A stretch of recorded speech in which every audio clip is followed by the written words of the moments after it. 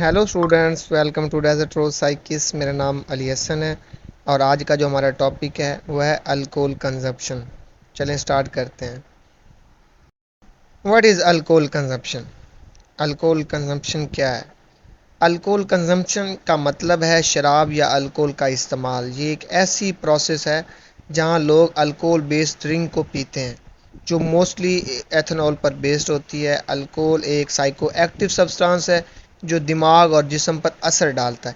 اس کا استعمال اکثر سوشل گیدرنگ، ریلیکسیشن اور کلچر پریکٹسز میں ہوتا ہے۔ اگر میں اس کی ایگزامپل دوں تو سنیں، رضوان اور اس کا دوست ایک پارٹی میں شامل ہیں جہاں وہ سب مل کر بیئر پی رہے ہیں۔ یہ ایک ایگزامپل ہے الکول کنزمپشن کا، جہاں لوگ اپنی سوشل انٹریکشن کو انہینس کرنے کے لیے الکول کا استعمال کر رہے ہیں۔ دا ایفیکٹ آف الکول۔ اب الکول کا جو ایفیکٹ ہے دماغ اور جسم دونوں پر اثر انداز ہوتا ہے۔ یہ اثر شارٹ ٹرم اور لانگ ٹرم دونوں طرح سے ہو سکتا ہے۔ اب یہ شارٹ ٹرم ایفیکٹس کیا ہوتا ہے؟ انٹاکسیکیشن جو ہوتا ہے، شراب پینے کے فوراً بعد انٹاکسیکیشن یا نشہ محسوس ہوتا ہے۔ یہ انکلوڈ کرتا ہے کہ امپائر ججمنٹ، کوآرڈینیشن اور کنسنٹریشن پر۔ سیکنڈ ہے ایوفیریا۔ الکول پینے سے لوگوں کو ٹمپریری خوشی اور ایوفیریا محسوس ہوتی ہے۔ اب تھرڈ ہے امپائرڈ موٹر اسکل۔ الکول کوآرڈینیشنز اور موٹر اسکلز کو ڈسٹرب کرتا ہے۔ اس سے چلنے میں مشکل اور ریئیکشن ٹائم سلو ہو جاتا ہے۔ اور جو فورتھ ہے میموری لاس۔ ہیوی ڈرنکنگ اور بلیک آؤٹس یا میموری لاس بھی ہو سکتا ہے۔ اب لانگ ٹرم ایفیکٹ میں کیا ہوتا ہے؟ Liver disease. الکول کا ایکسیسو استعمال لیور پر بہت برا اثر ڈالتا ہے، جس سے جو لیور ہے فیلئر ہو سکتا ہے۔ ہارٹ ڈیزیز ہے سیکنڈ جو ہے، اس میں ایفیکٹ ہوتا ہے۔ لانگ ٹرم الکول کنزمپشن سے ہائی بلڈ پریشر اور ہارٹ ڈیزیز کا خطرہ بڑھ جاتا ہے۔ تھرڈ ہے mental health issues. Depression, anxiety اور other mental health issues alcohol abuse کے نتیجے سے ہو سکتے ہیں۔ جو فورتھ ہے ایڈکشن۔ الکول ڈپینڈنسی یا ایڈکشن بھی ایک لانگ ٹرم ایفیکٹ ہے جو انسان کی زندگی کو مکمل طور پر تباہ کر سکتا ہے۔ اگزامپل دیتا ہوں، سارا ایک آفس ورکر ہے، اپنے سٹریس فل دن کے بعد گھر آ کر وائن کا گلاس پیتی ہے۔ یہ انیشلی اس کو ریلیکس اور ہیپی فیل کرتا ہے، لیکن اگر یہ روٹین بن جائے تو اس کو ہیلتھی پرابلم جیسے لیور ڈیزیز اور مینٹل ہیلتھ ایشوز ہو سکتے ہیں۔ Why do people drink? لوگ کیوں پیتے ہیں؟ لوگ مختلف وجہ سے الکول کنزیوم کرتے ہیں۔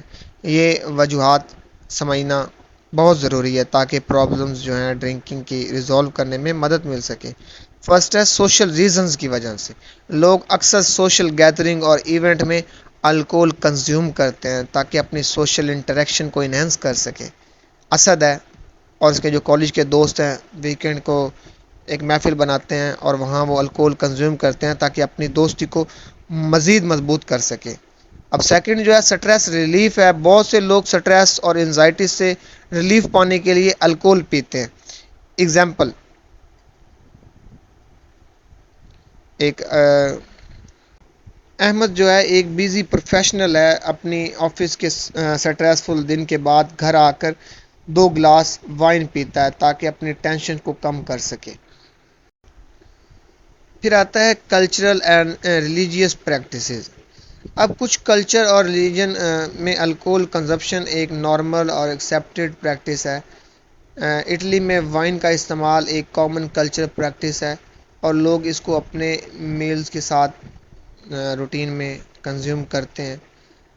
اب جو اس سے نیکسٹ ہے کیوریوسٹی اینڈ ایکسپیریمنٹیشن۔